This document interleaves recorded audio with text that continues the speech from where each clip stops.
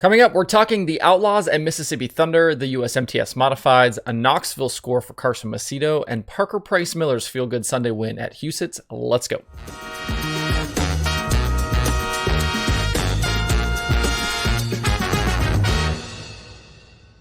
Today is Monday, May 9th, 2022. Welcome into Dirt Tracker Daily. I'm Justin Fiedler.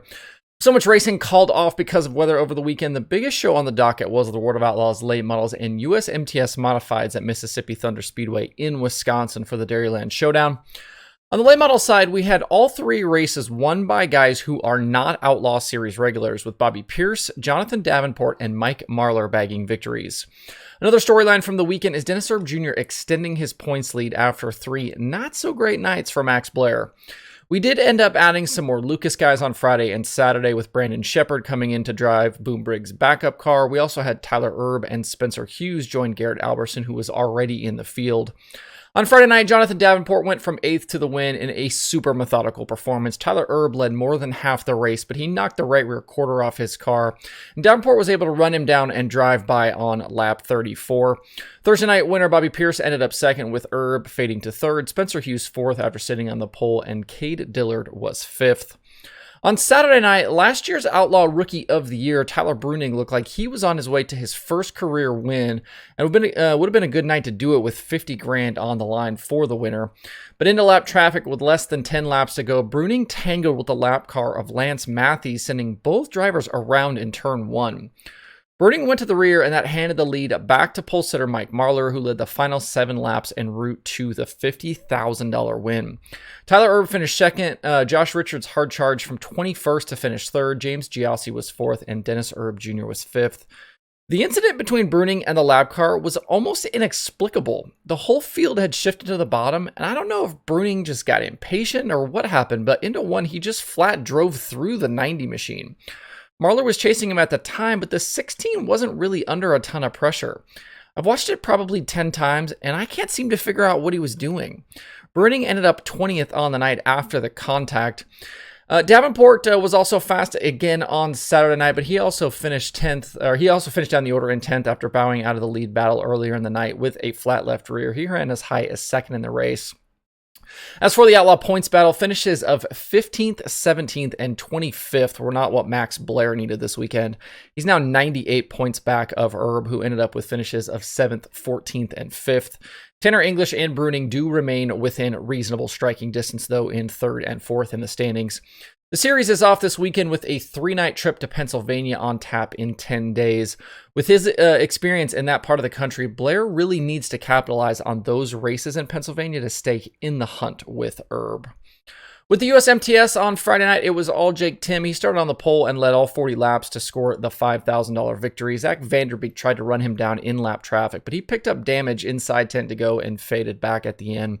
He still finished second, with Thursday winner Lucas Schott in third. On Saturday night, we had 4 different drivers lead, but late in the going, 7th starting Dustin Sorensen, who's also the series points leader, slipped by Shane Sabraski and drove away to the $10,000 victory. Caden Carter actually finished second, with Sabraski third at the end.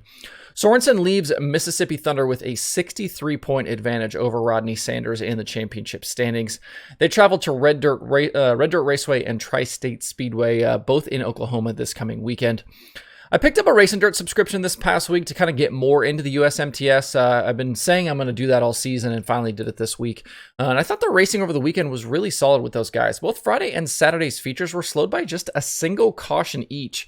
And guys were able to kind of race all over the racetrack. A lot of big names, big modified names in these fields as well.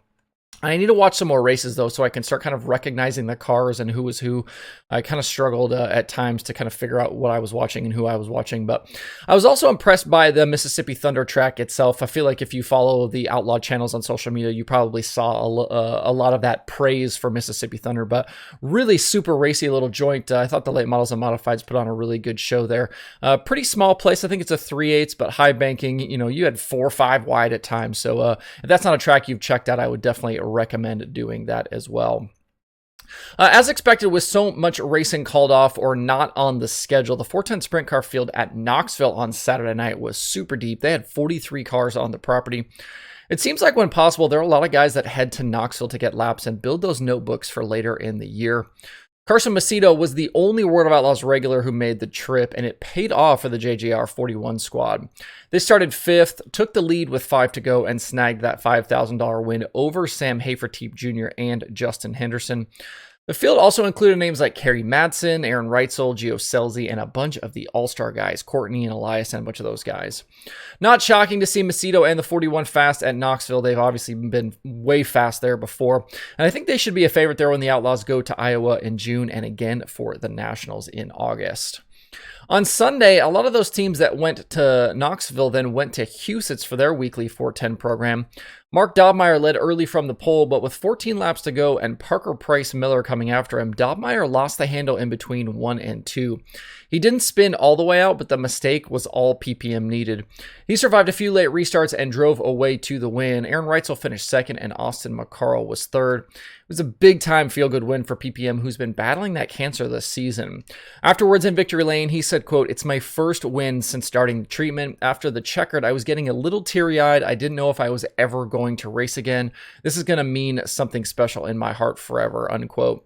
Super cool to see him get the victory, and we'll see if that turns into some momentum for him in that McGee 11, as they're currently just 24 points behind Tyler Courtney in the race for the All-Star Championship.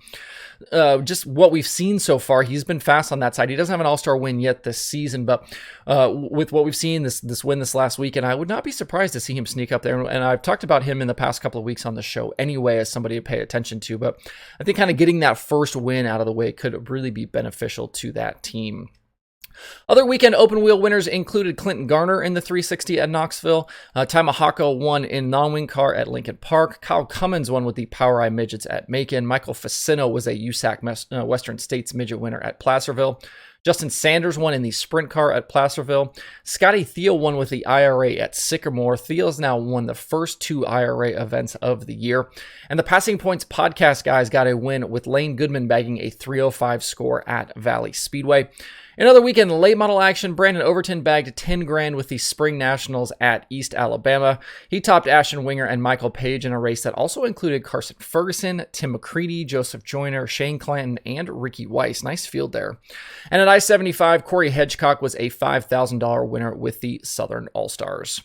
One news item for you today. The nationwide tire shortage obviously continues to plague dirt racing. It's something we've talked about, a lot of other people have talked about as well.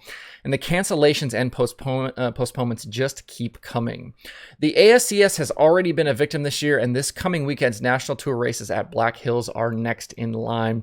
Series was supposed to be at the South Dakota track for 2 nights this coming Friday and Saturday, but yesterday it was announced that the weekend is off because of the lack of tires available from Hoosier. The track is still going to run local sprint cars for $1,200 to win on Friday night, and they are offering an extra $200 in tow money for any travelers that want to come in. So with the weekend sacked, the next time we are scheduled to see the ASCS National Tour competitors is May 20th and 21st at Tri-City Speedway. With just 4 race nights complete so far, Wayne Johnson leads Blake Hahn and Seth Bergman in the ASCS standings. There are 2 shows on today's streaming schedule. Speed Sport has IMCA action from the Clay County Fair Speedway, and there is Flow Racing 24/7. To see the full daily streaming schedule with links to watch, visit dirttracker.com/watch tonight. That's it for the show today. Have a good Monday. If you have thoughts about the topics on today's show, please leave them in the comments below or tweet at me. Thanks everybody for tuning in. We'll see you tomorrow for more Dirt Tracker Daily.